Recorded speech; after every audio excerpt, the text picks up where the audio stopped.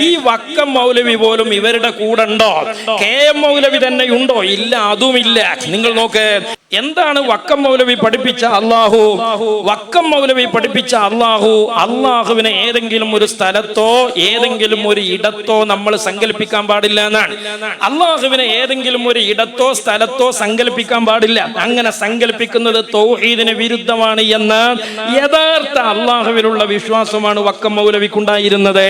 എന്നാൽ ഇനി നിങ്ങൾ നോക്ക്, അൽമനാറുകളിൽ വ്യത്യസ്ത കാലങ്ങളിൽ വഹാബികൾ പഠിപ്പിച്ച അള്ളാഹ് ഏതാണ്? അള്ളാഹ് ആകാശത്തിരിക്കുകയാണ്, അള്ളാഹു അർശിലിരിക്കുകയാണ്. ഇങ്ങനെയുള്ള വികലമായ വിശ്വാസങ്ങൾ വക്കം മൗലവി വിശ്വസിക്കാത്ത അള്ളാഹുവിനെയാണ് സഹോദരന്മാരെ ഇന്നത്തെ മൗലവിമാർ പഠിപ്പിച്ചുകൊണ്ടിരിക്കുന്നത്. അപ്പോ പൂർവികമായ ഒരു ഇസ്ലാമിക നവോത്ഥാന പിൻബലമില്ല എന്ന് മാത്രമല്ല, സ്വന്തം പൗരാണിക ആചാര്യന്മാരുടെ വിശ്വാസ പിൻബലം പോലും ഇന്നത്തെ മൗലവിമാരുടെ വിശ്വാസത്തിനില്ല. ഇനി നിങ്ങൾ നോക്ക്, അള്ളാഹുവിന് ഭാഗങ്ങളില്ല, അവയവങ്ങളില്ല എന്നാണ് ഫതാവൽ മനാറിൽ ഇതേ മൗലവിമാർ അള്ളാഹുവിലുള്ള വിശ്വാസമായി പഠിപ്പിച്ചത്.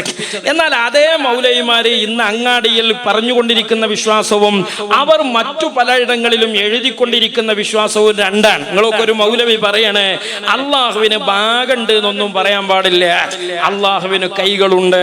ഫതാവൽ മനാറിൽ അള്ളാഹുവിന് അവയവുണ്ട് എന്ന് പറയാൻ പാടില്ല. അങ്ങനെ പറഞ്ഞാൽ ഇസ്ലാമിൽ നിന്ന് പുറത്തു പോകുമെന്നാണ് മുജാഹിദുകളുടെ ആദ്യകാല നേതാക്കളായ നവോത്ഥാന നായകന്മാരുടെ അള്ളാഹുവിലുള്ള വിശ്വാസം. അതിന് നേരെ ഘടകവിരുദ്ധമാണ് ഇന്നത്തെ മൗലവിമാരുടെ അള്ളാഹ്. അവർ പറയുന്നത് എന്താണ്? അള്ളാഹുവിന് കൈകളുണ്ട് എന്നാണ്. അങ്ങനെ കൈകളുണ്ട് എന്ന് പറഞ്ഞിട്ട് പിന്നൊരു വിവരക്കേട് മൗലവി പറയാണ്, പക്ഷെ അത് ഏതെങ്കിലും ഒരു ഭാഗത്തല്ല, ഭാഗം അള്ളാഹിനെ കുറിച്ച് പറയാൻ പാടില്ല. അവന്റെ രണ്ട് കൈകളും വലതാണ്.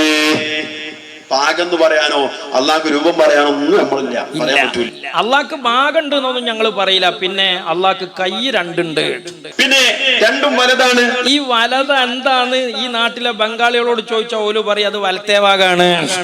വലത് എന്ന് പറയുന്നതും ഇടത് എന്ന് പറയുന്നതൊക്കെയാണ് ഭാഗം. അപ്പൊ അള്ളാഹ്ക്ക് ഭാഗമുണ്ട് എന്നൊന്നും ഞങ്ങൾ പറയില്ല, പക്ഷെ അള്ളാഹുവിന് കൈ വലത്തുണ്ട്. എന്നാൽ ഫതാവൽ മനാറിൽ മൗലവിമാർ പഠിപ്പിച്ചതോ അള്ളാഹുവിന് അവയവുണ്ട് എന്ന് പറയാൻ പാടില്ല എന്നാണ്.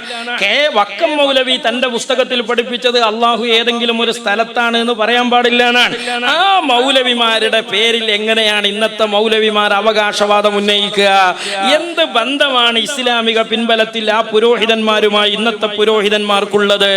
ഇനി അതിലുമുണ്ടൊരു തമാശ, അള്ളാഹ്ക്ക് കൈ വലത്തുണ്ട്, ഭാഗം എന്ന് ഞങ്ങൾ പറയില്ല എന്ന് പറഞ്ഞ ഇതേ മൗലവിമാർ നമ്മുടെ നാടുകളിൽ പ്രസിദ്ധീകരിക്കുന്ന അൽമനാർ എന്ന് പറയുന്ന പ്രസിദ്ധീകരണമുണ്ട്.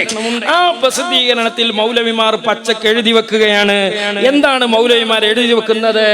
അള്ളാഹുവിന്റെ ഇരു കൈകളും എന്ന് പറഞ്ഞാൽ നേരത്തെ മൗലവി പറഞ്ഞ ആ വലത്തുണ്ടല്ലോ, വലത്തുള്ള കൈ, ആ ഇരു കൈകളും വലതുഭാഗമാണ്. അങ്ങാടിയിൽ വന്ന് ഭാഗം പ്രസംഗിക്കാൻ പാടില്ല എന്ന് പറയാ. എന്നിട്ട് അവർ ലേഖനങ്ങളിലൂടെ അള്ളാഹുവിന് വലതുഭാഗമുണ്ട് എന്ന് പ്രചരിപ്പിക്കുക. ഇതെന്തൊരു വൈരുദ്ധ്യമാണ് സഹോദരന്മാരെ! ഇത് മാത്രമല്ല, അള്ളാഹുവിന് ഇരിപ്പിടമുണ്ടെന്നും ഇല്ലെന്നും, അള്ളാഹു ആകാശത്താണ് എന്നും അല്ലെന്നും, അള്ളാഹു താലയെ സംബന്ധിച്ച് ഒരേ ഖുർആൻ പരിഭാഷയിൽ അള്ളാഹ് കണങ്കാൽ ഉണ്ടെന്നും ഇല്ലെന്നും, ഇങ്ങനെ വ്യത്യസ്തവും വൈകൃതവുമായ വിശ്വാസം പൂർവികരായ പുരോഹിതന്മാർക്കില്ലാത്തത് വഹാബികൾ പഠിപ്പിക്കുകയാണ്. ഇതെങ്ങനെയാണ് സഹോദരന്മാരെ ഒരു നവോത്ഥാനമാവുക? ഇതെങ്ങനെയാണ് ഒരു ഇസ്ലാഹാവുക? ഇതെങ്ങനെയാണ് ഒരു മതമാവുക?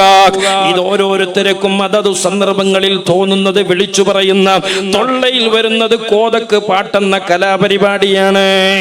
അതുകൊണ്ട് തന്നെ ഇത് ഇസ്ലാഹല്ല, നവോത്ഥാനമല്ല.